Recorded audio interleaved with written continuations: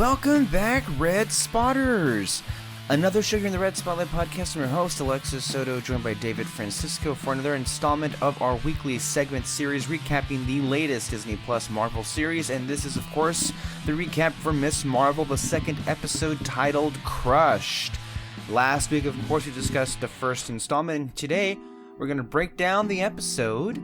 First of all, I'll give a spoiler-free initial impression overall, and then get into all of the stuff that happened, as well as what we think would happen in the coming episodes of this series. That's all here on episode number 399. Before we get going into more of Miss Marvel, I do want to clarify a couple of programming notes. The upcoming 400th episode will be released this Sunday, as it is. There's always a podcast every single Sunday, and Peter and I will be giving not one, not two, not three, not four, but 5 movie reviews. That is right. Last I checked, it was pre-recorded, but last I checked, it was a 3.5-hour podcast. So that's all for you guys. That's a super stretched, stuffed episode for the 400th, and the movies that we discussed were the Bob's Burgers movie, Top Gun Maverick, a film you may not be familiar with, but will be once you hear our review of it, RRR, a latest Indian film from the Tollywood circuit that's currently streaming on Netflix, and one that I would say is not to be missed ever, as well as the Jurassic World Dominion film, and also, what was the other one? Oh yes, Fantastic Beasts: The Secrets of Dumbledore, which I periodically forget exists. I also am aware that the film was somewhat discussed on the latest Turn to Page episode, which of course you can catch on a semi-weekly basis or maybe a bi-monthly basis. I'm not sure how often you guys release new episodes, but you seem to do it pretty often. So of course that's the podcast where they recap. It's more like a book club podcast where they, break down the chapters of the classic Harry Potter books. And so there is that. A lot of stuff already out there. Of course, again, so much content this month. If you're looking for Obi-Wan recaps, I know that we did do recaps for the first 3 episodes. We have not had a chance to sit down with Kyle or with Peter to really haven't had the time really to with all the content that we have to get to Obi-Wan, but I'm sure the finale will air next week, and then we'll get a chance to actually review the series as a whole.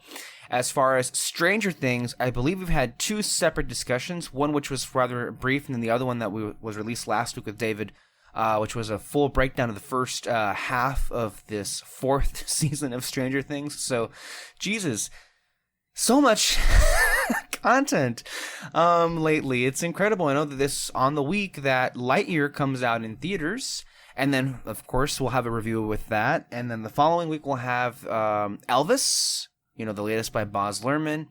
Then, of course, the second half of Stranger Things 4 drops on Netflix, and then I'm sure I'm blanking out so much other stuff here and there. But yeah, interestingly enough, before we get into any of the Marvel stuff, David, I know we've discussed Dragon Ball, and we've discussed Dragon Ball Super at length on previous episodes of Red Spotlight before, and I know you are a fellow fan of it. Did you ever get the chance to see, now again, I am periodically behind, or maybe I should say perpetually behind on a lot of stuff, so I've yet to see the Dragon Ball Super Broly film. I know Broly is a big character, a very popular character from a non-canon film, which is why he was brought over to the canon, because he was so popular. I know he's big, I know he has big hair, but then again, so do a lot of Saiyans, don't they? But I've yet to see that particular movie. I know it's been out for a couple of years now. Did you get a chance to see Broly? Have you already seen it? Yeah, I saw it in theaters actually when it came out. Okay, when was that? Must have been a couple of years ago. I actually can't remember the date exactly.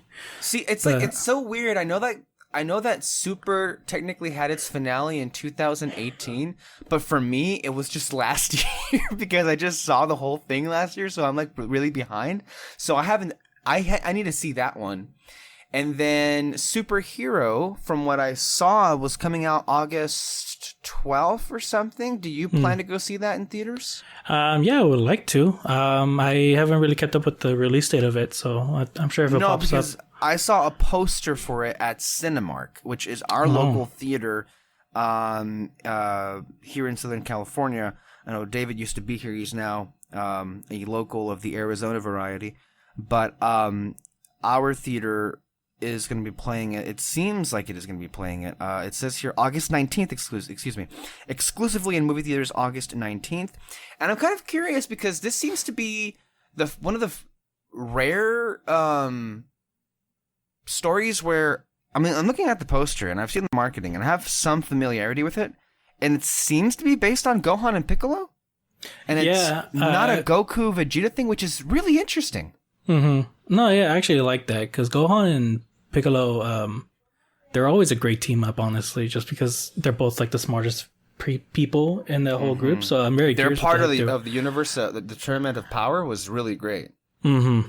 No, yeah, and I mean they both kind of led the team basically, and so it was great. So yeah, I'm actually kind of curious as to what kind of dangers they'll be in. But also, the poster that you saw, Piccolo looked yellowish, right? Yellowish. I think it's still meant to be green, but I think they're playing with a little bit of the colorization with the animation because I'm seeing it here. It's more like a green yellow. I'm not sure what that choice means. I don't know if it's a story thing or if it's just a new choice to see how he looks like. I could say green yellow. I could still see the green in there. I don't know what necessarily that is in reference to or what the significance of that would be, but as somebody who is a big fan of this series and actually a big fan of more than just Goku and Vegeta, even though I love seeing them together. I'm never going to not be happy to see them, but it is something special, I think, to have Gohan and Piccolo have the limelight and seemingly anchor this movie from what this poster suggests and what the marketing suggests, and I think that's a kind of a cool thing. So I am gonna need to find somebody to see this with, or I'll just go on my own because I kind of want to see this because I've never seen anything Dragon Ball in theaters, and I think I should. And I had plenty of chances. I don't know what it was that I completely missed out on Battle of Gods when that came out, which was almost 10 years ago. Yeah, and that one's great, honestly. I think that one's my favorite one out of all the movies, just because I love the concept of it and everything. Also, it had been a while, I'd say, since anything new. At that point, Battle of Gods is the beginning, right, of this new renaissance of Dragon Ball content. Yeah, for sure. And apparently the guy, Toriyama. He made it, and it was because he hated the live action one so much that he just wanted to make something new. Apparently, really, I did not know that. I mean, I only I heard that from one YouTube video, but I mean, it makes sense, I guess. You know what? If that is the case, then you see, this is why sometimes we have to be grateful when pieces of shit exist, especially in art, because then you never know. Because you can make the argument that if that film, the awful one that I often forget exists because there's no reason to think of it as actually existing. But in this case, it seems like it actually resulted in some good, which was, a revival, if that, of this entire thing. And I mean, yeah, it's pretty cool. I'm pretty happy that we're still getting new content and new stories with this era. And for the new movie, I kind of hope they keep the animation as the one from Broly, because I don't know if you remember seeing the trailers for it, but the animation style it looked very similar to how it originally looked, the show. But obviously it's a little bit touched up, and they added some CGI. When you say the show, are you talking about Z, the original Dragon Ball? Dragon Ball Z, yeah. Like the animation just kind of it had this little graininess to it and everything, and so yeah, and there was some CGI and mostly in the big lasers and all that. But yeah, I kind of hope to keep that art style with this new movie. I would love that. Yeah. Yeah. I certainly, this is now on my radar, so I want to make sure to see that. Um. Anyway, I also wanted to discuss something else. Before we get into the Miss Marvel of it all, and I promise this is not a it's not gonna take up too much time. But first of all, last week's episode of Miss Marvel had the Avenger Con, and I want to make a couple of things pretty clear. As far as like production design is concerned, and all of the like merchandise that was on display, and all the cool little figurines and displays that was at that convention, I just want to make it clear. While I had issues with the idea that this universe like knows a lot of those like characters to the point where they would be celebrating them, that's just a nitpick. But I think it's a strong one because it's pretty, I think, consistent throughout a lot of these Marvel properties. But as far as like the look of how all that came together, I thought it was outstanding.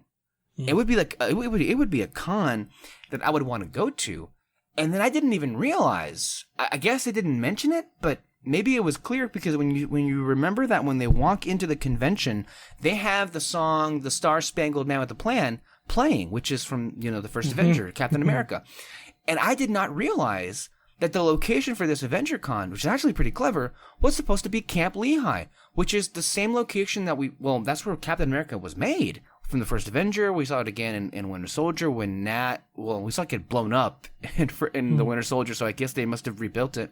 And this is the same place where they went back in time, where Tony and Steve were reunited with Tony's father, and then also Steve looking longingly for Peggy in Avengers Endgame. So it's a very it's a big location in the MCU, and I just did not realize that. Did you realize that when you saw it last week? Nope. Not at all. I would never guessed it. But that's actually pretty cool. Isn't it? No, I rather enjoyed that reveal. But then, there is another aspect of this that I think ultimately bolsters how I felt with a lot of the, well, shall we say, merchandise that was on display. And I think it was from no, that's not his name. He's obviously people change their Twitter names, left and right. But I think it was at Browntable _ENT, known as Browntable. But he had some pretty great. He had a great tweet thread that I think really encapsulated my frustration with the idea that some of these people, a lot of these people, know who the fuck Gamora is, or not the Groot that exists now, but the Groot of the first Guardians of the Galaxy, which they would have no idea how that Groot would look like, first of all. But this actually was this goes back to an issue, David, that we had all the way since WandaVision, when they open up an episode and you have Monica Rambeau, Darcy, and Jimmy Woo basically discussing as if they were there in person, the battle for the universe, the climactic battle at the end of Avengers Endgame, with such description where it's wait, how do they know? Did they watch the movie? That's how they were talking about it. And so ever since then, it's been rather inconsistent, because then you get to Hawkeye, right? And then all of a sudden, that the idea that everybody knows what happened in Endgame goes out the window. Because then you have one of what is supposed to be one of the best spies on the planet, Yelena Belova, no understanding or idea whatsoever of the sacrifice that her sister made. And, at that point we were like, well, of course, because in this universe, no one seems to have given a shit that Natasha sacrificed herself. And you can tell that I think Marvel heard that criticism, because ever since the Hawkeye show, they've been going out of their way to include Natasha in more of these quote unquote rituals, or not rituals, but these memorials. As in last week, there was this, this memorial where you had Natasha and Tony side by side. And I guess they kind of realized their mistake there. But it goes back to this inconsistency as to okay, do people know the intricate details or do they not? And last week's Miss Marvel episode, I don't think made anything any clearer. If only it made things more confusing, because according to Kamala, she got all her information from this podcast that Scott Lang has. Okay, I don't think that's true. Okay, here I have Kevin Feige was confronted with this from the creators of this show. And then I'm getting this from the direct. Kevin Feige turned down a suggested retcon for Avengers Endgame's final battle from Miss Marvel writer Bisha K. Ali. I fucked up that name. I'm sorry. Bisha K. Ali. That's my best way I can say it. I'm sorry if I mispronounced your name. And then this is what this person was saying. I was like, Kevin, what if there was like drones and a live stream of the Battle of Endgame? And he was like, Bisha, no. Okay, you see, but what does that tell you? There is an inconsistency here. There's a problem here. I'm not even sure Feige himself is aware of it or thinks it's a big enough deal. And so back to the brown table guy. He was saying, okay, but for real though, I understand what she's getting at. When a plot point comes around that the world knows not only the Avengers, but the Guardians too? And Captain Marvel, etc.? It's like, wait, how do they know them? How can these people love these heroes? Straight up, you can have Scott Lang talk about the battle on a podcast, sure. It's a fine workaround. But it's not the same as human beings actually being emotionally moved by seeing these heroes risk their lives for them. So when I see Groot merch, the Captain Marvel statue in the Miss Marvel show, it just feels very hollow to me. It works in the journey, but given what it works in the context of the story for Kamala and her journey, but given what we've seen in the larger MCU, AvengerCon does not feel earned and has no weight to me. And I think this just falls under a key issue the MCU has, which is having so many fights without large human element present. Example, No Way Home's apartment fight has no civilians in the apartment for some reason. Infinity War's final battle takes place in Wakanda, Endgame in a field. Adding people would add to the feeling that these heroes are real and genuine. It's important that people see these heroes and are saved by them. So when the Miss Marvel writer comes in and says, hey, let's have drones show the final battle to the world, I don't think of it as a shit idea. I see it as a legitimate attempt to add humanity into the mix. Again, having people witness these heroes and events through footage makes AvengerCon and the praising of the Guardians and Captain Marvel so much more valid, compared to hearing Scott Lang simply talk about them. This has been on my mind since watching Miss Marvel's banger first episode, and I just wanted to put it out there. Sorry it's a long thread. But, I mean, sorry, not sorry. I think he's right. That's kind of like where it kind of boils down my problems with what I saw on display, not just in that episode of Miss Marvel, but throughout the MCU. Your thoughts, David? No, yeah, and that's honestly it's kind of dumb because I know some people will probably be like, "Oh, we want like a full-on explanation as to how people know this kind of stuff," but it's like, no, not really. Just something simple. What a drone thing is fine, and the podcast is fine too. But maybe not everyone will listen to it or something, or because it's only coming from one guy, how will everyone actually know what he's talking about? Mm-hmm. I don't know. It's just. With Scott Lang's podcast, like I feel like his description of some of these characters is going to be off, and so to get accurate portrayals of these things, and like the Groot thing, he sees Groot as his teenage self, I guess. So how do people know his adult self to be clear, looks like? The Groots that we see in these movies are two different characters. James Gunn confirmed that the Groot of the first movie died. Like, he didn't just, like, come back to life as baby Groot. No, this is just a new being. That's a Groot, but not... This is the new Groot, but the old Groot is dead. Mm-hmm. And they're different personalities. They're different people, different consciousness. That, I think, should be clear. Yeah. And so just little explanations of these kind of things, like, they should really make an effort in putting them on. I feel like the best example of this is Doctor Who, where like there's always like a bunch of stuff happening. It's not really like a big description, but in the beginning of the series, he mentions like, oh, I can't go back to the time war. It's locked. Mm-hmm. It's too dangerous for me to go away. How do they fix it? Sentient machine that's able to break the laws of time and space to get him back there. And it's kind of like. Is it kind of far-fetched, yeah, but at least it's an explanation. Yeah. Doctor Who never met a plot point that couldn't just retcon around. What's his name? Mr. Davies, can you please find a workaround for that timeless tile bullshit? Good Please. luck, honestly.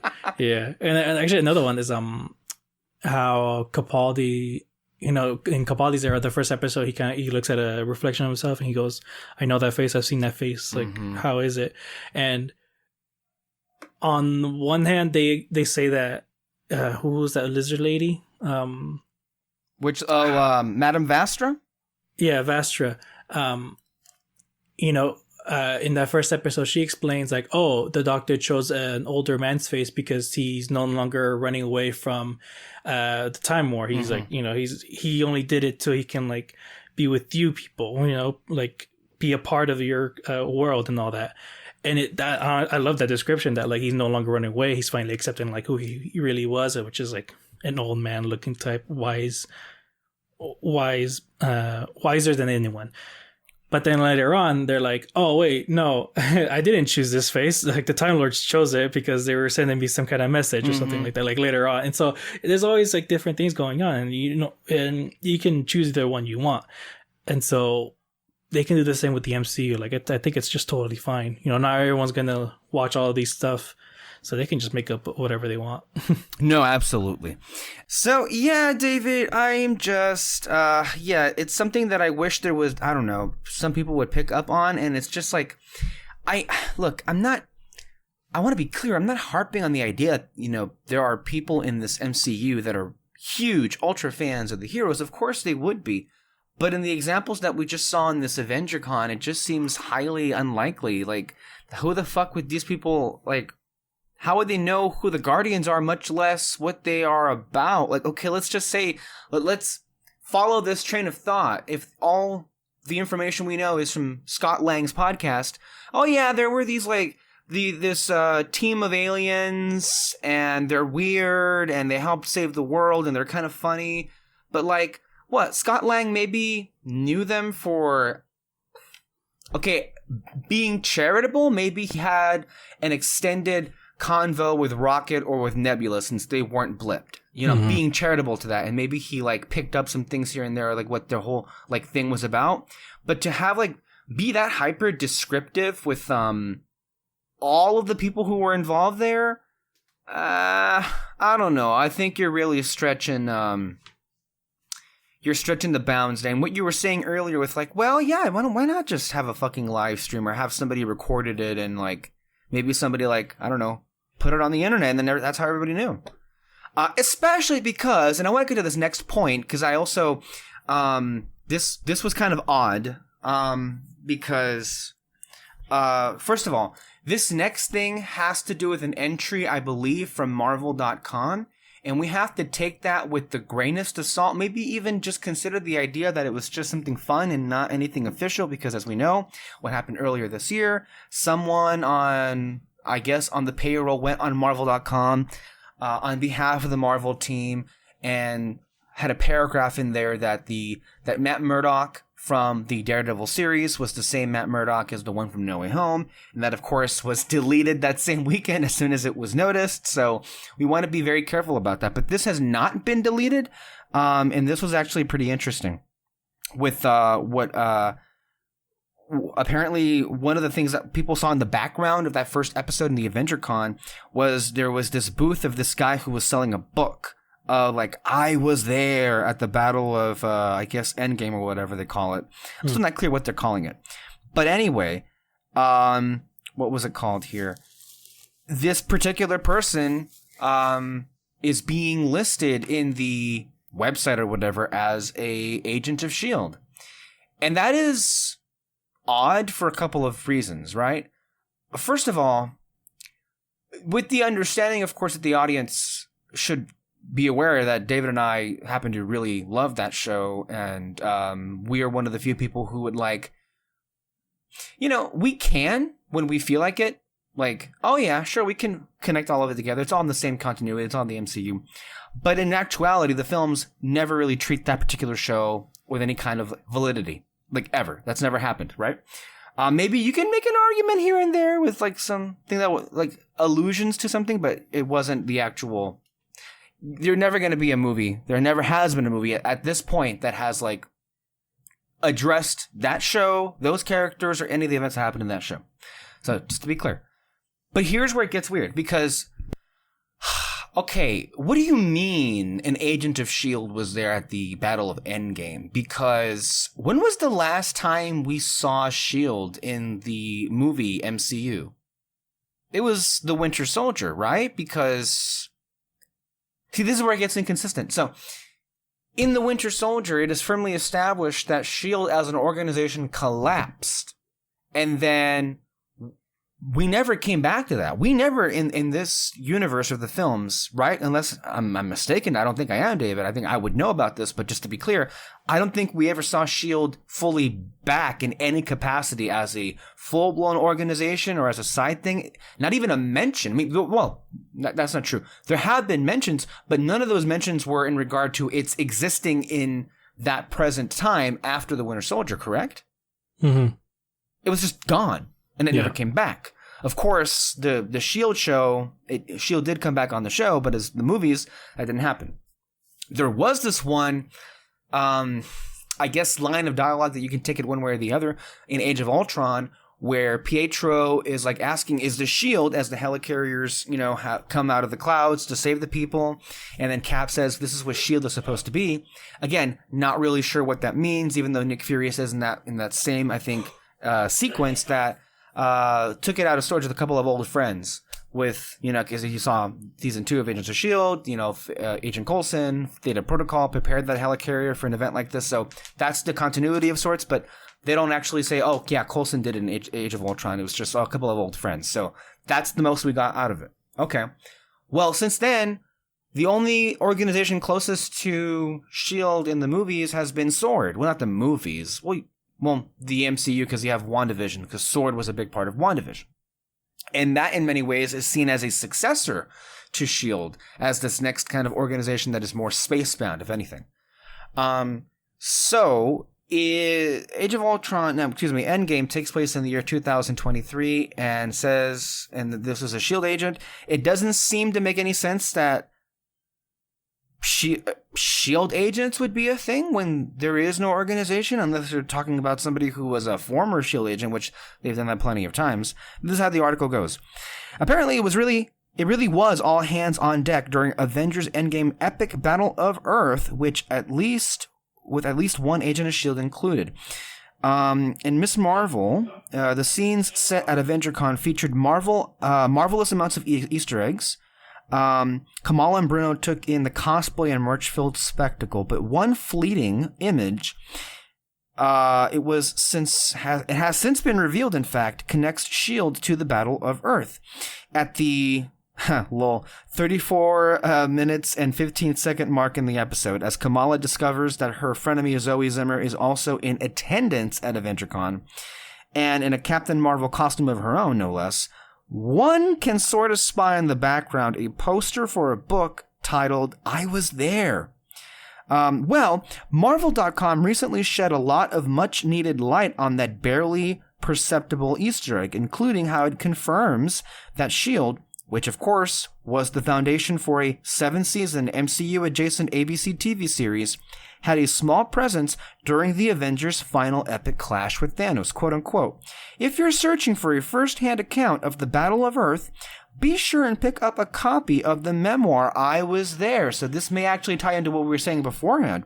Written by a S.H.I.E.L.D. agent detailing the clash between the heroes of Earth and the alien scourge threatening to our fragile planet, notes the Marvel.com piece. The book includes a conversation with Hawkeye and a first-hand account of Tony Stark using the Infinity Gauntlet.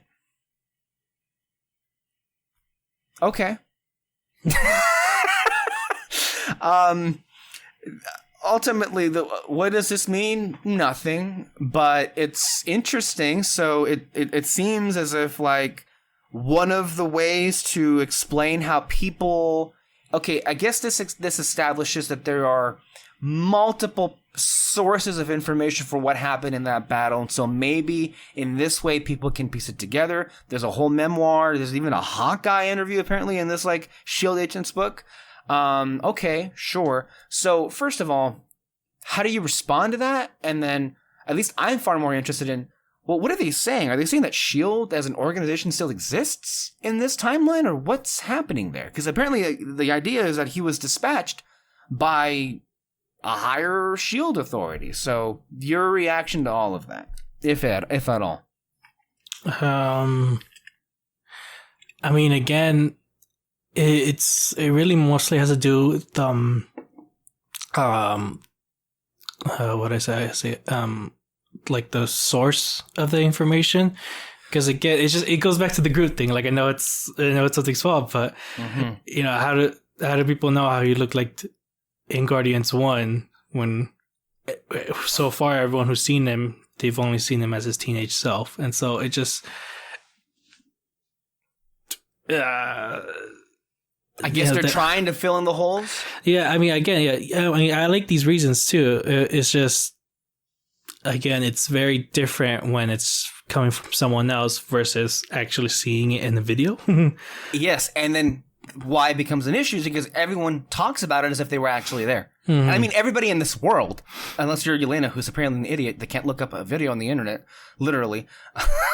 I mean, I'm sorry, if Kamala Khan can figure out what, like, that Natasha, like, sacrificed herself, why couldn't Yelena Belova? Like, right? Like, I'm not weird for, like, pointing that out? Like, I'm saying, like, how did Yelena not know the circumstances around her sister's death, but Kamala did? Well, I mean, did she know that she sacrificed herself for the stone? Kamala? Yeah. We just saw it in this episode. We'll get to it. There was a moment. They literally, I'm not, David, they literally reenacted fucking, it was kind of tasteless and kind of like, I cannot believe they did it, but it was kind of funny. They reenacted her fucking sacrifice when Bruno was holding Kamala and Kamala was like, you gotta let me go. And then she fucking falls, but then she's like, it wasn't that big of a fall. That was a direct, like, reference to that whole thing in Endgame, the sacrifice on Vormir. Oh. It was even shot that exact same way. They even held the hands exactly the same way. Seriously? Okay. I didn't piece that together. Holy shit.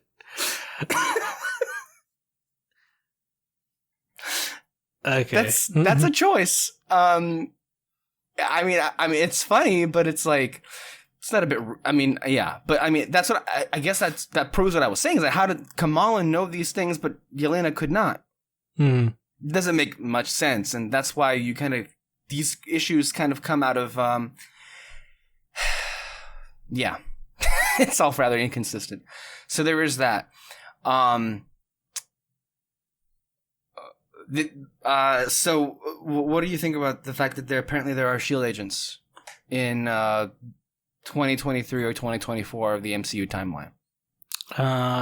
It seems, I don't want to like speak for you, but it seems kind of weird, because how did that come? Like, where did that come from? Like, again, if you're talking about the movies themselves, SHIELD's gone. It's been gone. No one has talked about SHIELD as a thing that's been going on. So what does this mean? I don't know. I think they're just keeping it open. Yeah, I think it's an example, though, of them just like... it looks like the MCU has reached a point where some things are more important than others to keep consistent than not. So I guess, like, if we're being real here, and this is not hyperbole, I feel like this is actually pretty valid, and also kind of sad, because, again, the Agents of S.H.I.E.L.D. as a TV show has received such little recognition from, you know, its siblings in this, you know, expanded universe of sorts, from either its, you know, TV counterparts or its movies, its movie counterparts. I would probably think this is the most, significant piece of knowledge? No joke. I know that this is rather meaningless, and it kind of like is nothing. But I mean, it's something, and it's a lot more than what the show has gotten previously, because this suggests that S.H.I.E.L.D. is out there still, as an organization, as an entity. And if you remember the series finale of the 7th season ABC Television Network show, it ends with S.H.I.E.L.D. basically back on top as we began the series. Like, remember, it ends and there's a Triskelion. The Triskelion in Washington is back up and running. You know, Director Mackenzie has a fucking, like, helicarrier now, like it seems. And this is where that is supposed to take place, technically, in 2020. So that would, and again, ignoring the snap, of course, right? Because that's weird. But if you're of the persuasion that this S.H.I.E.L.D. exists out there in the ether of these movies, this is the closest thing you've got, really. And maybe the other thing you've got is Anson Mount as Black Bolt, because even though that was a multiversal, like, Black Bolt and not the same one from the Inhumans TV show, the Inhumans TV show, if you remember, directly connected to the Terrigen outbreak that happened on Agents of S.H.I.E.L.D. So, again, if you want to, like, if you care enough to jump through these mental gymnastics, you can get to a place of, oh yeah, they're in the same place. But no joke, like, this could signal, if they are planning to ever bring back one of those characters, this could be their way of saying, oh yeah, S.H.I.E.L.D.'s been out there. Because this is the first time I've seen, this is the first indication that that's a thing out there since Age of Ultron. Mm-hmm. Which, I don't know, like, we didn't talk too much, because we were kind of, like, bitching about Multiverse of Madness and some of the other aspects that we didn't find too desirable, of course, but we're now living at a time where the movies have now brought in several characters from those Marvel Entertainment era shows. You got in not only Matt Murdock, and you got in Wilson Fisk, the Kingpin, but you also brought in Anson Mount, the Inhuman King. And so, one has to, and again, from what I hear, maybe I think Jessica Jones gets brought in somewhere, and I think I know we're going to see Matt Murdock on She-Hulk, which I guess we'll see how that works out, but I don't know, it feels like because a lot of those players have been brought into these other movies that it is more possible than it ever was before to believe that these characters could be, I mean, from S.H.I.E.L.D. specifically, could be used. Again, not for nothing. And I know it's been a long-ass time, and I know we haven't seen any on-set pictures of Secret Invasion, but there was that long-standing rumor, well, maybe not even rumor, report by some smaller outlets early in 2021 that scooped, quote-unquote, that 2 stars, Chloe Bennett and Clark Gregg, would some way, somehow be in the mix for Secret Invasion, if not for something else spy-related. So, I don't know. But there is that. Can we go ahead and get into this Miss Marvel? So we're going to go ahead and discuss episode 2 right now. The episode is titled Crushed. And kind of appropriate because someone is crushing hard. Well, actually, a couple of somebodies are crushing hard. Mm. And it's... no one's trying to hide that. So it's pretty interesting. So let's be real here. I think with this second episode, I feel like what I said last week may start to become true, and that is Miss Marvel might be the exception to the rule here with these Disney Plus shows, because the tone and the overall vibe of this show so, like, blends in perfectly with what the MCU goes for and is, that this show's overall potential, let's be clear about that, the potential for it to be as good as it could be, it might be one of the only ones that doesn't get hindered by the fact that it's in the MCU. Now, again, I say that with just only seeing 2 episodes. And again, we've been here so many times before, and then when we get to the end, there's inevitably a disappointment or two somewhere in there. But all of that is to say is the first episode and this episode are so good and just so brilliantly executed that you're in this space where you feel as if it's kind of pretty fucking impossible to fuck it up. Again, we've been down this road before, but suffice to say, I feel like this was just as good as the first episode, and it continues to flesh out these characters and this story and this setting, and it feels a lot more alive than a lot of the recent MCU offerings have given us. Like Jersey City kind of becomes a character here, and it's pretty in your face, and I love it. I mean, I love the stuff with the family and how it connects with, like, you know, Kamala's story. I love the sets. I love that whole, like, I think it was called Eid Mubarak, whatever it was, that celebration. And it just feels, you know, hustling and bustling in a way that a lot of the recent Marvel offerings have not. And not for nothing, again, I think the casting in Marvel has been, generally speaking, like A+, hitting it out of the park with everything they ever do. I mean, it's rare that they actually miss when it comes to casting. And here it is no exception because, man, Kamala is such a natural, endearing, like, human being. Like, it's great that she's giving the name Kamala a good name, because the current vice president is such a robotic, like, artifice, like, affectless personality. No one could possibly relate to that. And then you look at Kamala Khan here, and she's just so, you know, she's just bright and full of joy, and it's just someone that you could picture yourself, like, having a full-blown, like, conversation with.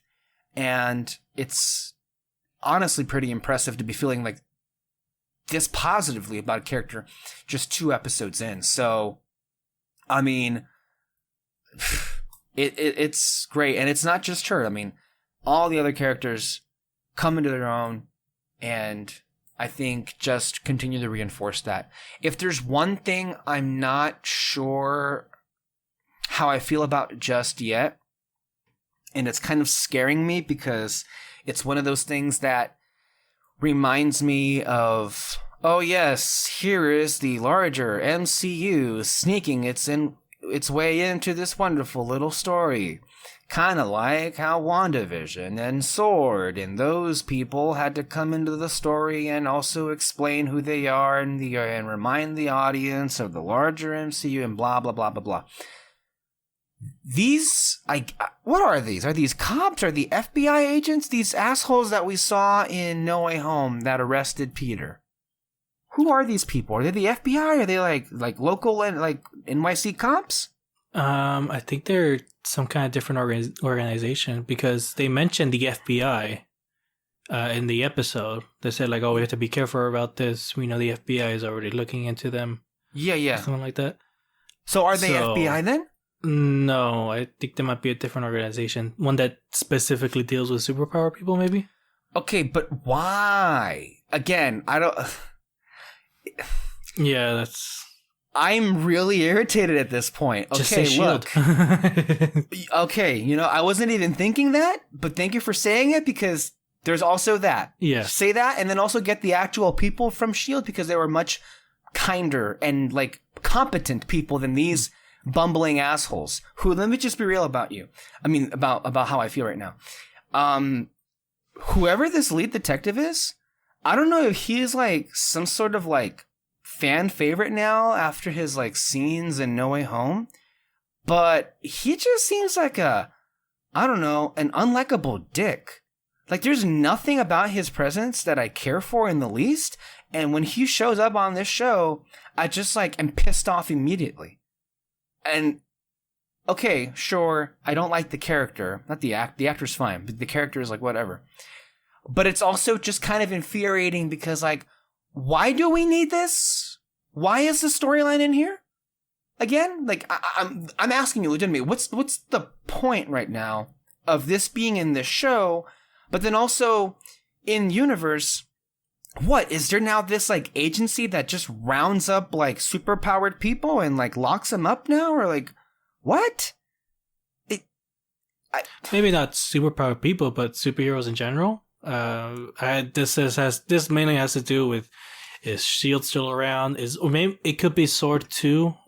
These people. It's just or is it the fucking Sokovia Accords that still are a thing? And again, look, I know I've already bitched so much about like the things that exist already in this universe, but can we take the time to like revisit that again? Because can we like the Sokovia Accords were such bullshit, and I feel like we made that pretty clear.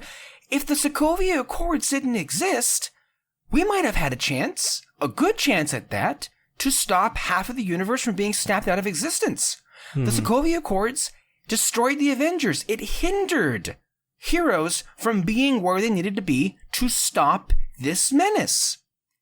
I do not understand how many times it needs to be proven what utter crap this ideology is. Right? Like, why is that? Why did we went through all of that and seemingly learned nothing? And we're continued to like, okay. I mean, there's nothing wrong entirely, let me be honest with you, with like, okay, registering and monitoring, even though it does put them at, their safety at risk, fine. But it becomes a whole different issue where you want to basically sanction what they can and can't do. And that's ultimately why Thanos won. It was one of the aspects for why he won. One of the things that kept our heroes from having a successful day. And I'm sorry, like, I thought that was pretty fucking clear, even in the movie Civil War, right? Like, I think I know ultimately, as far as the politics are concerned, Civil War wasn't as concerned by the end of that movie, but Cap was right. The movie sided with him. Those accords were wrong. And yet here we are, 5, 6, 7 years later, and we're still with them?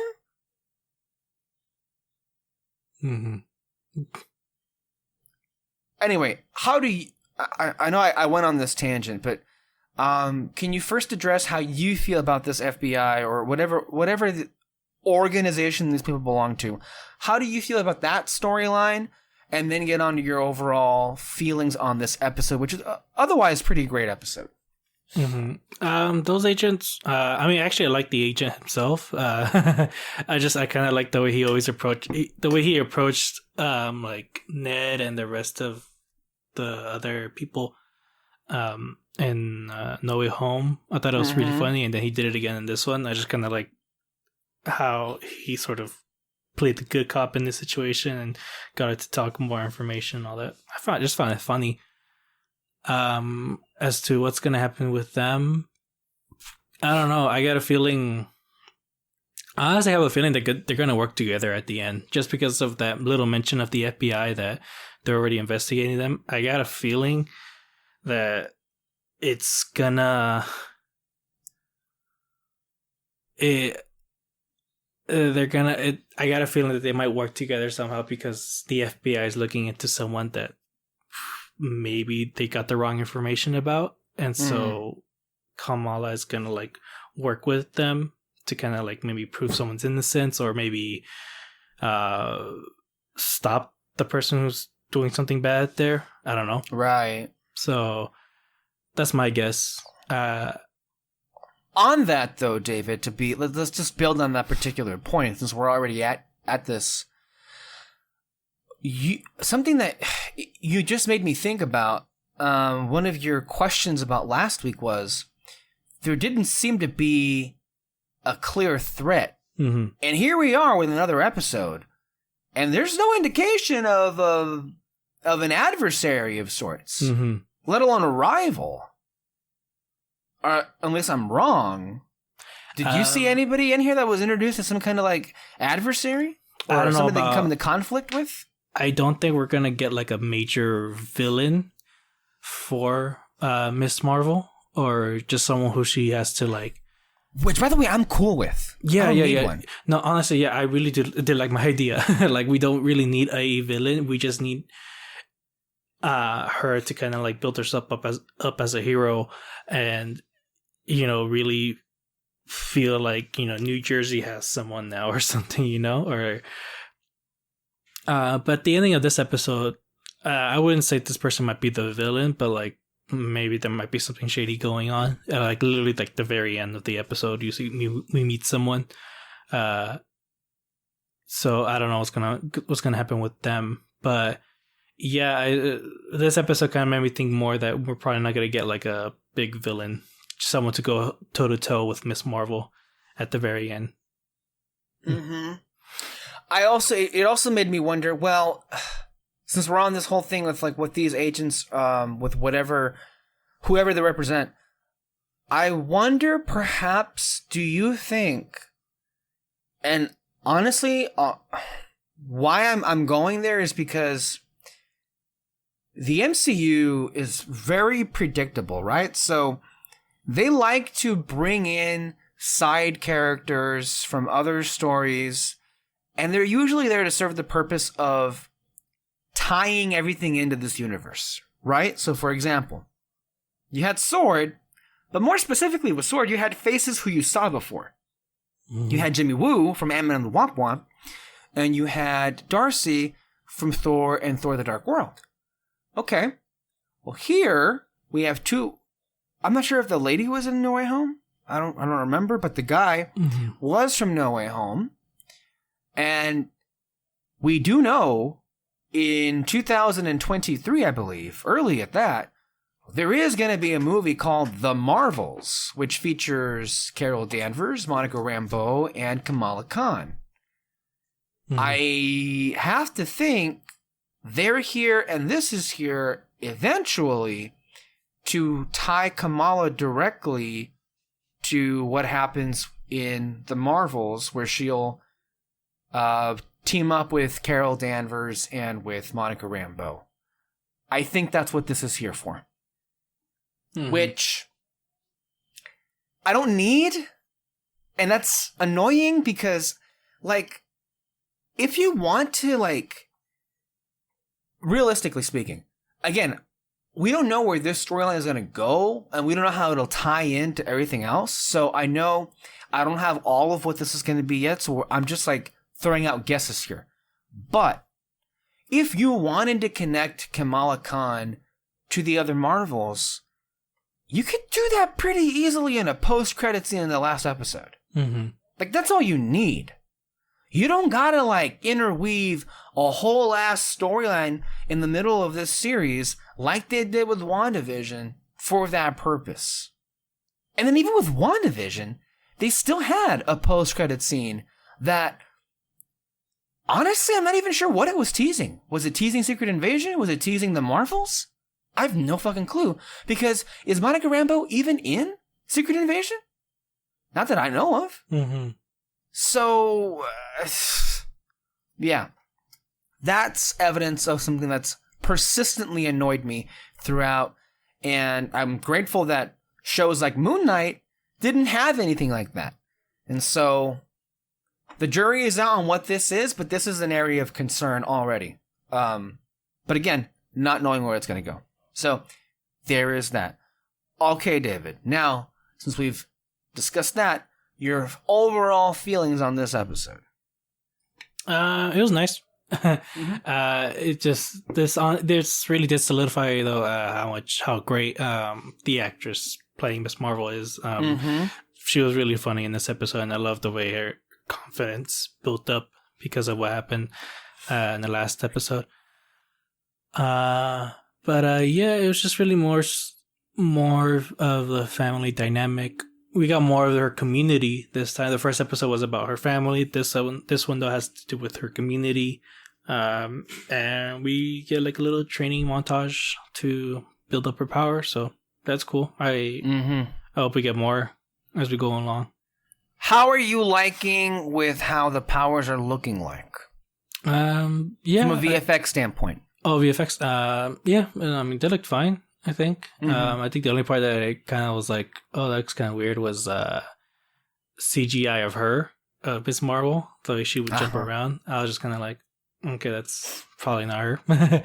Do you feel they're doing a good enough job of like clarifying what these powers are? Understanding, of course, that I think we're at a point where we're so early into the show that they still haven't really fully explained what she can do, because a lot of this episode is her figuring out what she can and can't do. And it's still altogether not so super clear, because I think there is a point where it is, specified she does not have super strength. So that's out of the window. But there's also a scene where Bruno confirms that it's not coming from the bracelet or whatever it was. That's part of it, but it mostly is coming from within her, which is very interesting. Yeah, that was actually pretty interesting. And I would say just, I won't say complaint, but like my one little thing about her powers is just that, we see her practicing like these platforms and all that, but they didn't really explain how she like keeps them solidified, like right. how she keeps them strong there. I don't know. I kind of wish we had an explanation of that. Because I mean, it's fine that like, we see her practicing, trying to like make sure they don't break, make sure she keeps her balance and all that. I just kind of wish like, okay, what does her mind have to do to keep them strong? I don't know. Well, one thing, David, I wanted to point out, again, giving credit where credit is due, because I know I dish out a lot of like nitpicks and like things that I don't like about a lot of these shows. Again, overall, I am really loving Miss Marvel. I want to be real. The same way I loved Moon Knight. But we did give a lot of shit to Moon Knight, particularly with some really wonky looking visual effects. In particular, I think in the first few episodes, when they were supposed to be out in the streets, and a lot of those skies, a lot of those backgrounds were like awful. Just like, whoa, what happened here? Here in Miss Marvel, I'm not seeing an issue anywhere. I mean, the scope is not necessarily as grand as some of the stuff that was like, I guess Moon Knight was doing, but again, being even furtherly fair, Moon Knight wasn't doing that big of a stuff, wasn't that grand of a scale either. And they're outside a lot here, and again, maybe they got better, but it looks like they actually shot outside. They shot outside. It's Marvel. They went outside and they went on location. I mean, that's what it looks like, unless you caught some things, David, that I couldn't see as far as like backgrounds or visuals are concerned. No, it was just that little training montage that we got that I really noticed it. Right. Nothing else really. Yeah. Also, I have never really lived in a big city. The closest I can compare it to is, well, that's not true. I have lived in a big city. I've lived in San Diego, but not really in the heart of the city. And I've also lived in Washington, D.C., but that's a different thing. So they're doing this training montage on the rooftop, right? And stop me if, like, you thought this as well. But the whole time I'm thinking, okay, but, like, there are buildings surrounding all of them with windows. Is literally like no one watching this? Right? Like they're on the rooftop, but it's not as if nobody can see them. Like nobody on the street can see them. But there are taller buildings. Granted, a great deal distance away. But I don't know. I feel like if you're No, I get you. It is a nitpick. Again, not a real criticism. It's just one thing that's like, well, Yeah, I don't know. I mean, there's a bunch of reasons why they wouldn't get caught. But I mean, ultimately, I don't know. Ultimately, it does not matter. It makes no difference. It's just something I thought when I saw it. Okay. Other observations of this episode. I really love this family. I really do. They're doing such an amazing job getting me to care so much about them. It's incredible.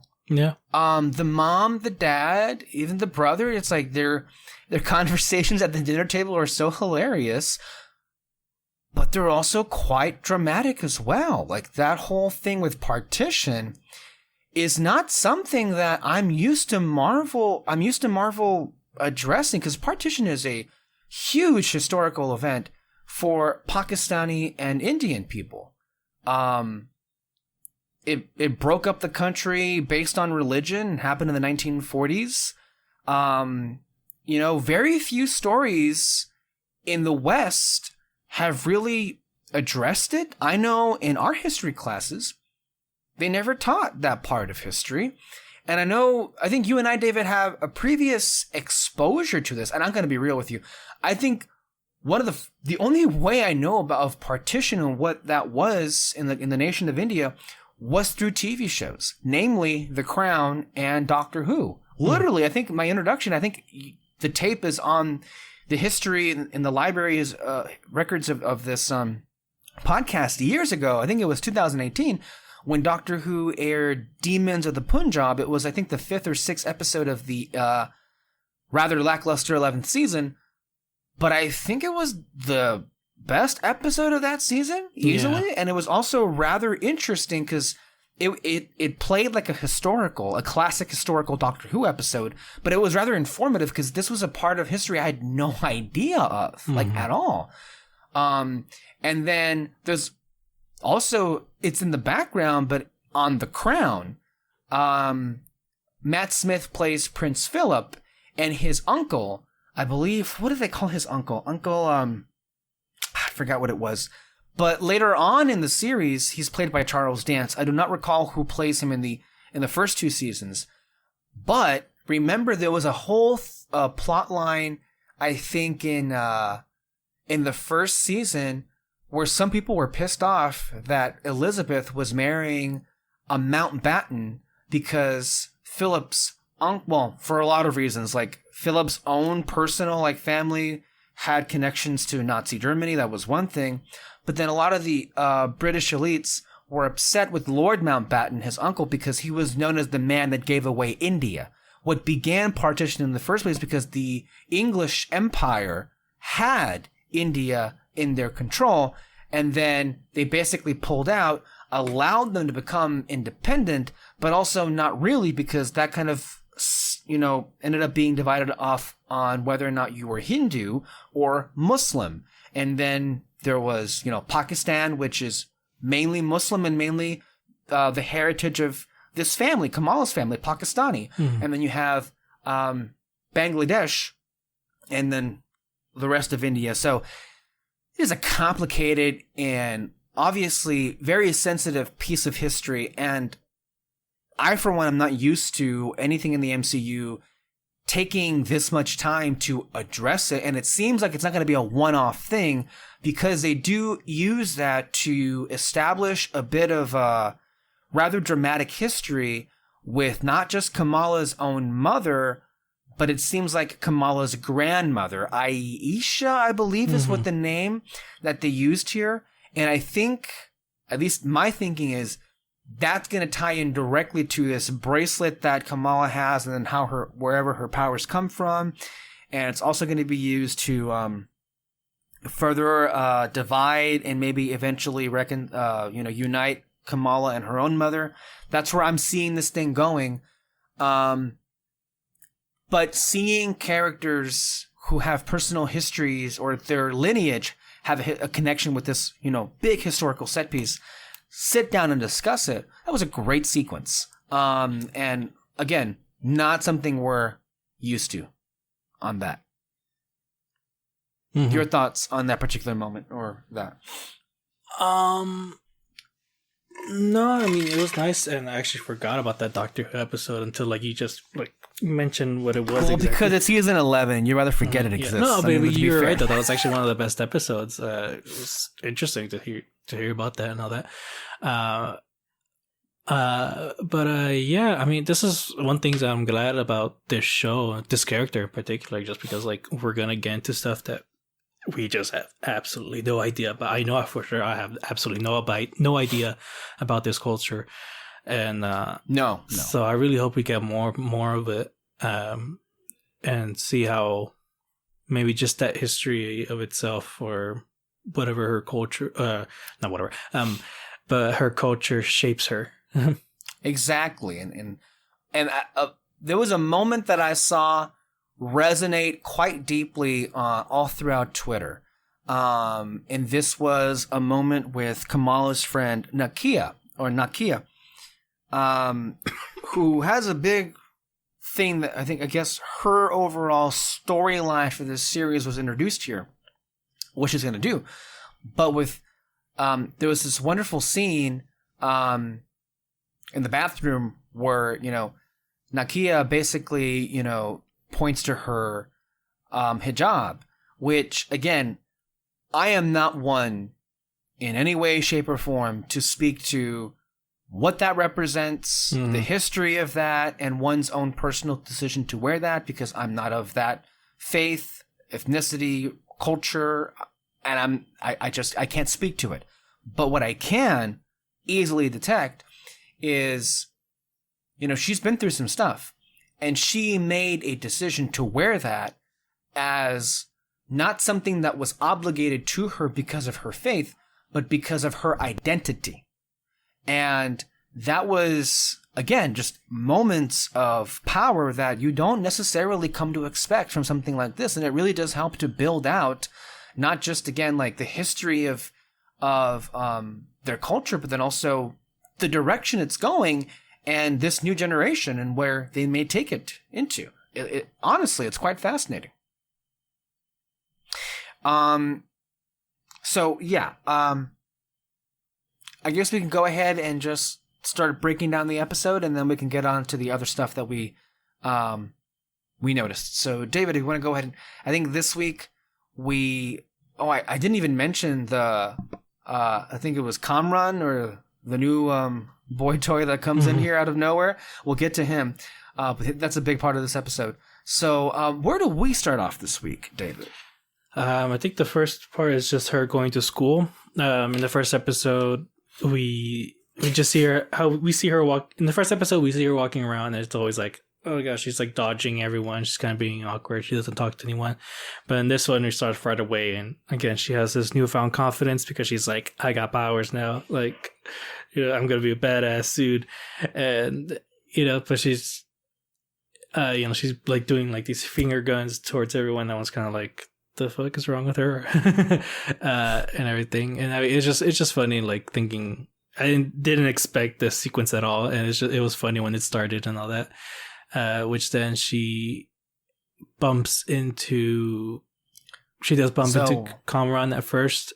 That's when her like confidence kind of like goes away a bit because she sees him and all that. But then she bumps into her friend and all that.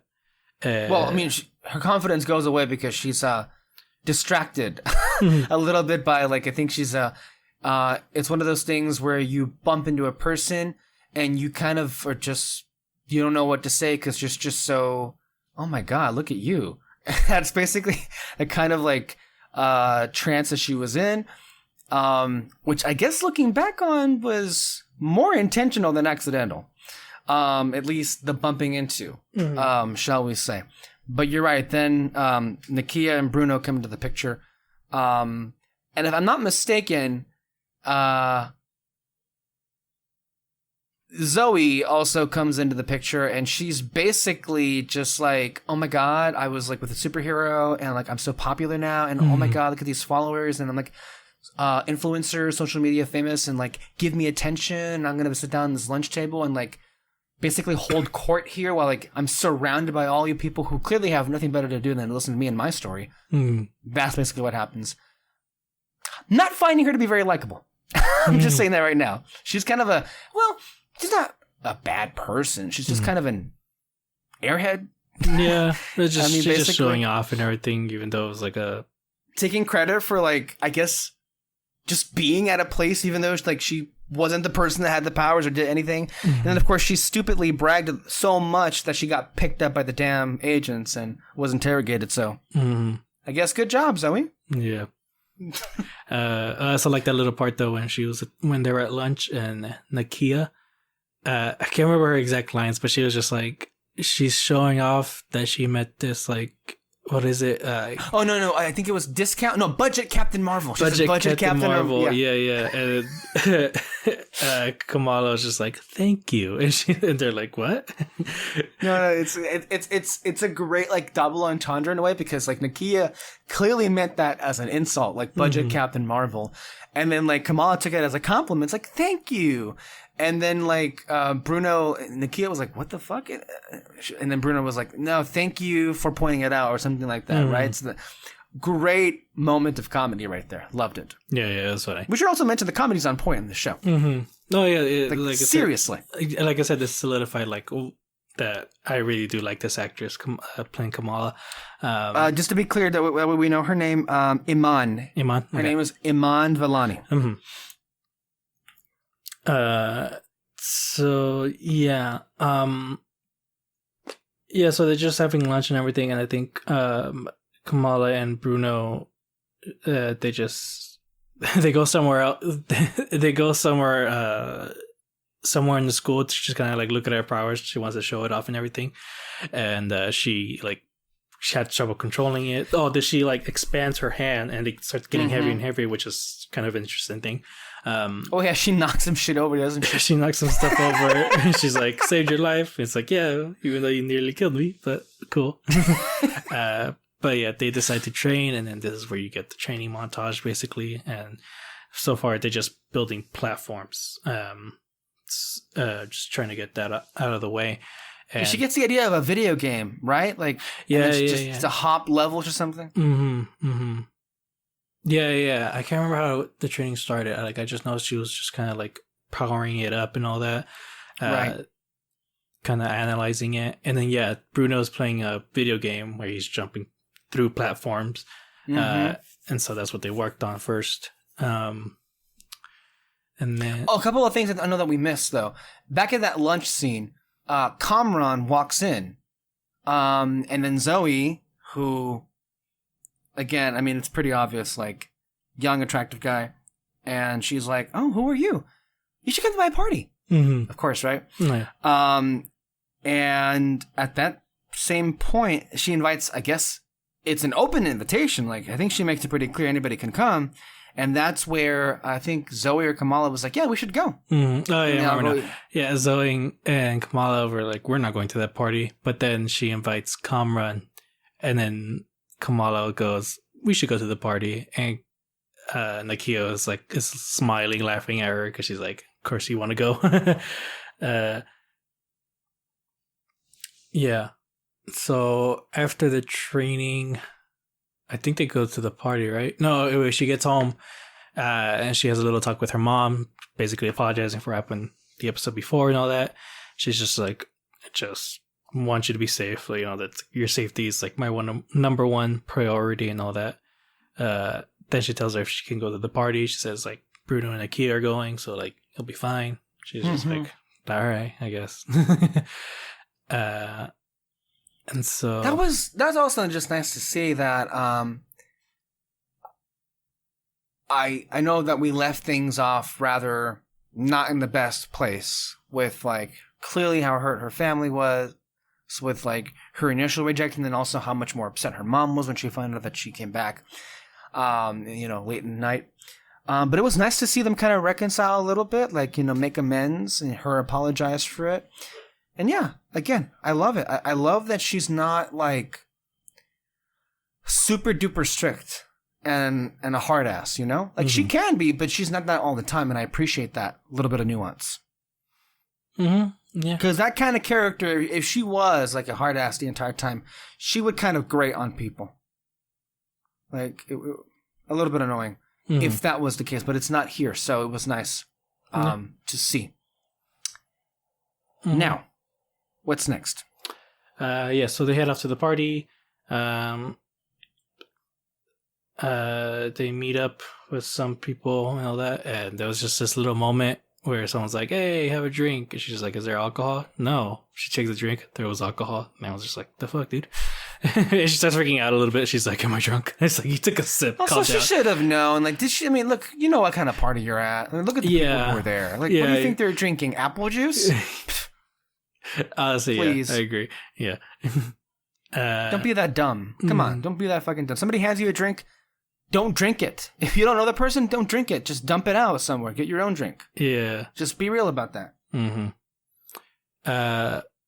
Then Kamran comes and makes a big spectacle by jumping in a pool. Yeah, he gets on top of the roof, jumps in the pool, and then like, she's fantasizing about him. I think she's just seeing like a bunch of hearts and all that. And he goes up to her and she's like, "You're standing on my shirt." She's like, "Oh shoot, okay." And then she's just being awkward the whole time. She's like, she can't remember her name and all that. Bruno's getting a little bit jealous and all that. And then someone goes, "Cops are coming," because they're all drinking alcohol and shit. And then some people start freaking out. But then Cameron's like, "I got a car, just go with me. Fuck it." And they get out, which that was kind of short of a scene. They go going to the party. I kind of wish we could have gone like a little bit more, see maybe how the rest interacted around other people and all that. I feel like you could have gotten a lot more out of it. So, but I mean, I think it was just the purpose to kind of like get to Kamran and all that. Which I mean, I actually did like the scene when they were in the car, like Kamran and Kamala, as soon as they start talking and all that, for noticing that they got stuff in common. I found it kind of interesting. I was actually kind of like, oh, hey, this guy's, I don't know how, but like even I was like, oh, hey, this guy's pretty cool, I guess. So it was an okay scene. And then Bruno's getting more and more jealous. I mean, clearly, and I don't know if God, guys can be such dicks sometimes. But, I mean, first of all, how does Kamala not pick up on the fact that Bruno's into her? I thought she was into him, actually, in the last episode, because there was that moment. There was a look, right? Yeah. There was part of her, yeah, but then, like, it got cut off. And I saw some videos and people were kind of like, oh, she's going to friend zone him. And I was like, is she? Does she want to? Because, like, she was the one that... It was Bruno that was the one that looked away when they were looking at each other. So I was kind of like, oh, he's the one that doesn't want to ruin this friendship or something, Because I really thought in my mind that Kamala wants to kind of like keep this going forward.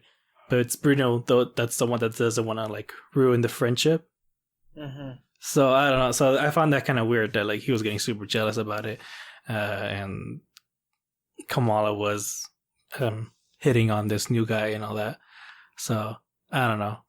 I mean, it seems to suggest clearly that he is a lot more into her than we, I think, thought of in the first episode, and then clearly a lot more than Kamala, who clearly just seems to be aloof to this even being a thing in the first place. So, that dynamic is immediately like just... Which apparently is this triangle of sorts is something that's in the comics from what I heard. So... There is that. But then also like Kamran just like intentionally just called him Brian. Yeah. Like really? Really, man? Like you remember like these people who we don't even know in the background, but you just call him Brian? Like, all right. We see what you did there. Fuck you. Basically. Yeah. What happened? The next thing that we saw was Kamala go into her home, right? Because there was this wonderful scene where she walks in and then she's like having a dance sequence in her mind, right? Yeah. That was I love that. that was great. And then like she gets close to her parents and like the whole music stops and everything. They're just like, oh, hey, how's the party? She's like, it was nice. And then the whole dancing thing starts again. Yeah, it was funny. I liked it. That's amazing. Guess what, guys? That's an example of character. That's an example of stylization, something that's you don't see all the time. And so again, I'm very thankful for the Marvel powers that be to have granted a little bit more leeway with these creators being able to provide this series with a signature stamp of sorts. So thank you very much. Now, if I'm not mistaken, what we see next then is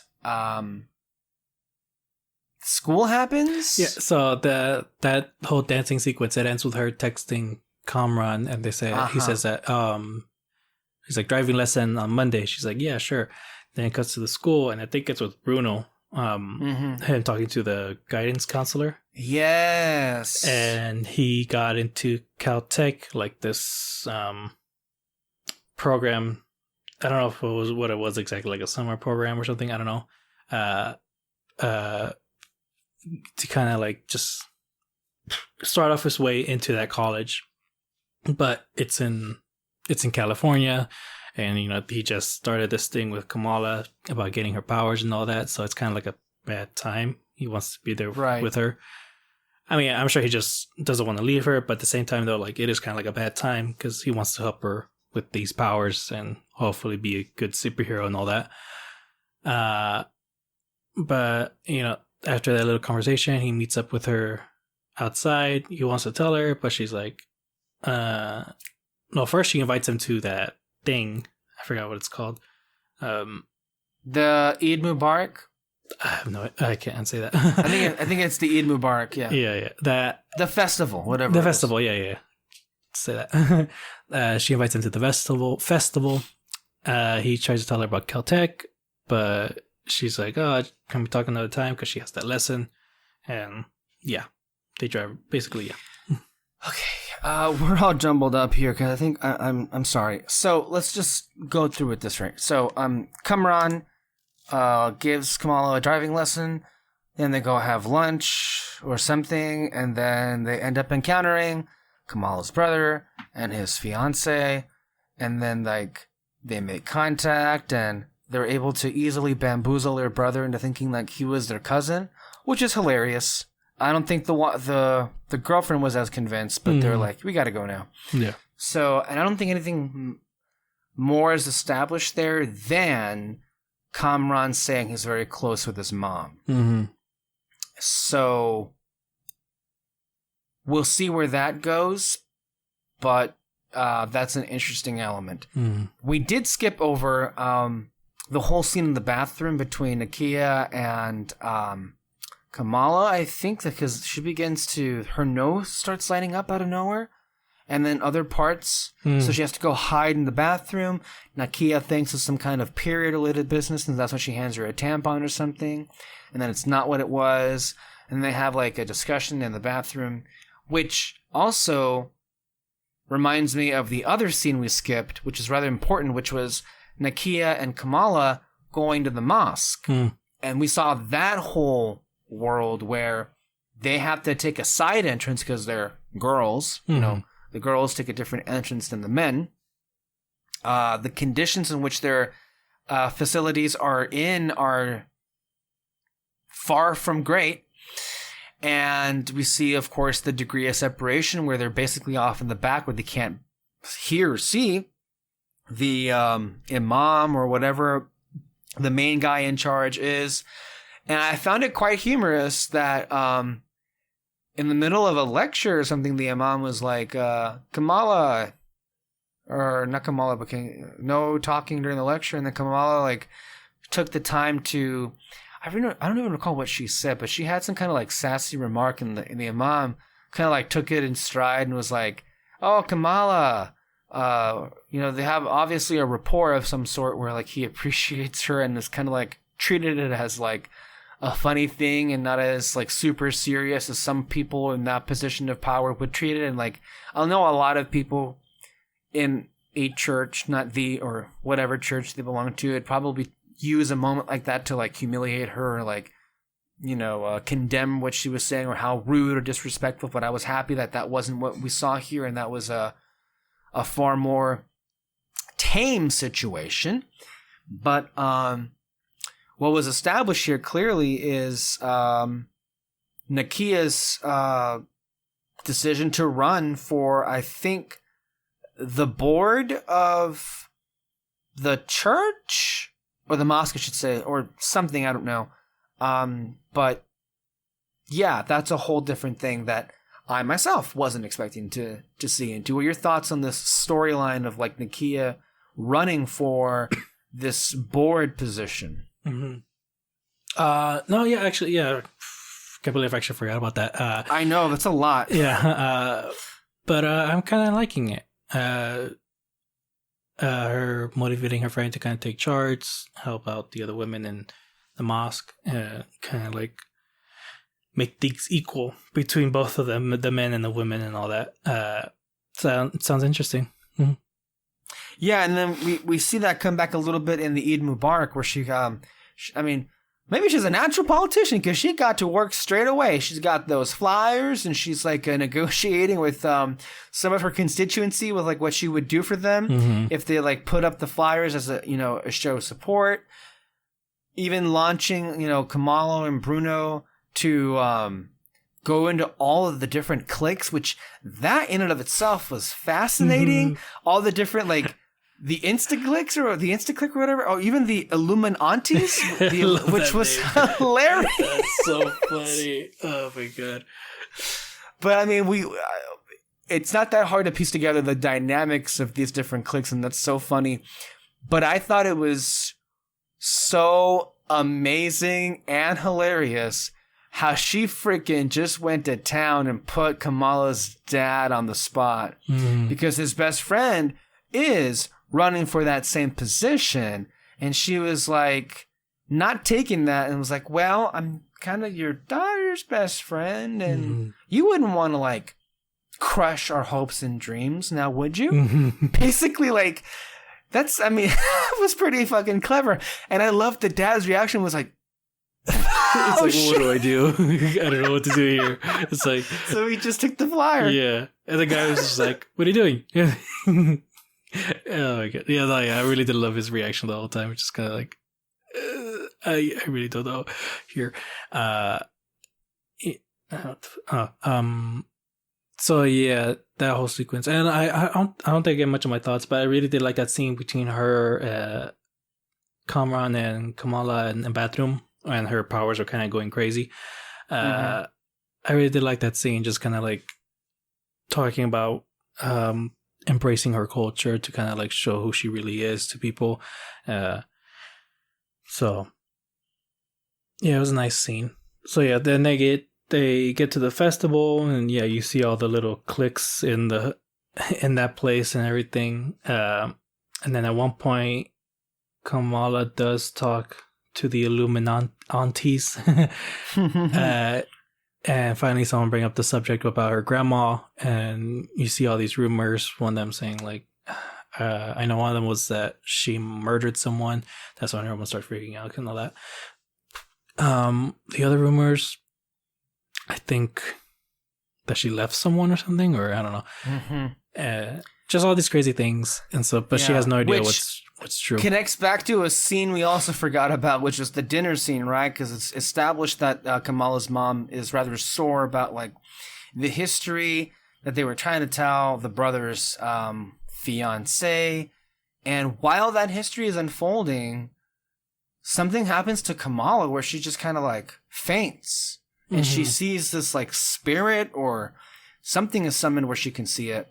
And on the lighter side of things, I appreciated how like when she woke up, like all three, it was so funny to see like her brother, her dad, and her mom like doing different things to try to wake her up. Like I think her mom was like throwing water at her. The dad was, shaking her or something. And then the brother was like fucking singing, praying, and like, Jesus Christ. That was so good. Yeah, that was funny. I like that singing part. It was funny. Yeah, I forgot about that scene too. My gosh. We're all over the place. That's fine. I know. It's like, I feel like a party was kind of like, not a lot happened, but then you just bring these up. I'm like, oh, dang, a lot did happen. But yeah. Oh, and also we forgot she FaceTimed her grandma. Yeah, I was actually going to mention that part. Yeah. She FaceTimed her grandma, asking her about her other grandma, I guess. And she didn't feel. Ooh, that's my dogs. She didn't feel. She didn't feel comfortable talking about it through the phone. It's more of a subject that she should talk about her mom and everything. And she did actually the next day. And she just kind of like shut down that. Well, she tried to. Yeah, she tried to. But it was like no from the very beginning. Yeah. So that's a touchy subject, and I really hope it pays off. Honestly, like I kind of hope. They're building a lot to it, that's for sure. Yeah, building onto it. And I mean, I got a feeling like the real story, it's probably going to be sad, and we're probably gonna feel bad for her and all that. But I think for sure it's gonna be, maybe the mom might have gotten the wrong story or something, or misinformation from everyone. So I think it would be cool though if Kamala tells him like, no, this is actually what happened. She did this. She saved someone's life or something. I don't know. So I really hope that happens and kind of brings them closer together. That'd be cool. But yeah. So okay, now I remember. So yeah, she's talking to the aunties. They tell her all these rumors and all that. She doesn't know what to believe, and then we cut to this kid on top of this tower taking pictures of the whole festival. It's like I was just like, really? Okay. It seemed like a weird cut to like, why are we here all of a sudden? But then we know why. Yeah, you could tell what's gonna happen, and I'm just kind of like, okay, I guess. First of all, what a dumbass. Yeah. Really? Come on. Like, I guess, like, you can always say that kids are stupid, right? Yeah, I guess. And they always will be in some way, but, like, really? Was that your sister? That was my dad. Oh, okay. Dude, he's been doing that all day, and I'm just kind of like, oh my god, why? Like, I honestly feel like he's doing it on purpose or something. Is it the COVID, or is it he's just coughing because he's coughing? I think it might be COVID. Oh, shit. Yeah. Oh, wow. We should have mentioned that, I don't know if Alexis Moreno listens to us. I think she does, but she just got diagnosed with COVID. So congratulations on joining the cult of COVID, as she says. No, she's probably in pain. Our condolences. You're fine, it seems? Yeah, I mean, I don't feel sick. I mean, I don't know. My nose has always been stuffy. I've been coughing for who knows how long. And so it's just normal for me. Yeah, so the kid sees almost falling off. Kamala sees it and she tries to save the day. She had her costume ready. Cool. And so she's trying to like distract the kids. Like, tell me what you like. It's like, what's your favorite food? And it's just like, ice cream and pizza. It's like, oh, it's two separate things? Like, no, together. She's like, that's weird, but okay. And then finally she starts making these platforms. Everyone's looking at them and everything. And finally, she's finally like underneath him, and the kid starts to fall, and she's like, "Oh, I got you," and everything. But like she like basically slams into her, breaking the platform. But like she makes another one. They land, and then they save the day. As she's about to get him off the platform that she made into the roof safely, she has like another vision, I guess, of possibly her grandma. And great grandma, sorry. And she gets distracted enough that the platform breaks, and so the kid's falling. So she just keeps making multiple, but the kid keeps falling over, and finally lands on the car. And I think possibly his ankle got broken. And so Kamala, she starts freaking out because she's kind of like, oh my gosh, I literally almost killed this kid. I kind of wish we kind of stayed with that emotion a bit. But sadly we didn't, because of those agents that we see in the beginning, or not the beginning, or at one point they find her and try to get her, but she does a fairly good job at like defending herself and getting away from them. And so she winds up like basically like going over the agents over this truck, and when she landed, that's when Kamran comes by, picks her up, which at first I was kind of like, okay, don't take off your helmet, don't show him who you are or something like that, because I just thought he came by at the right time, and he's just like, hey, it's that girl from the video. It's like, she tried to save a kid. No, he knew who she was, and it becomes rather clear that their meeting was no accident. Him inviting her to do driving lessons was no accident. It was all very much premeditated, which makes you really curious what's happening here. Like, are these, Kamala and his mom there to help Kamala find her way, or are they basically Agatha Harkness and they see an opportunity to take some power? Yeah. I don't know.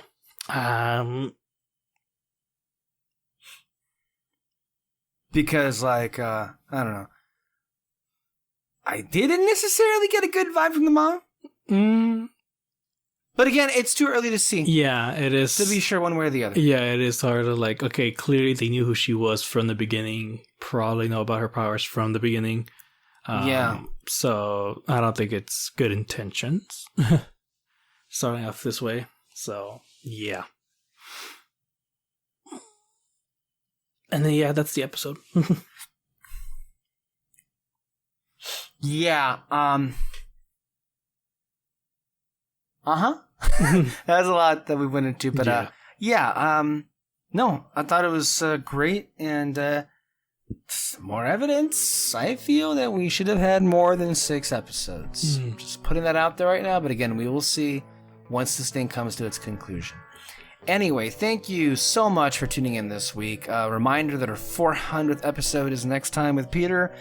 And of course, we've got more content on the way with Lightyear, Stranger Things, Elvis, and so much more.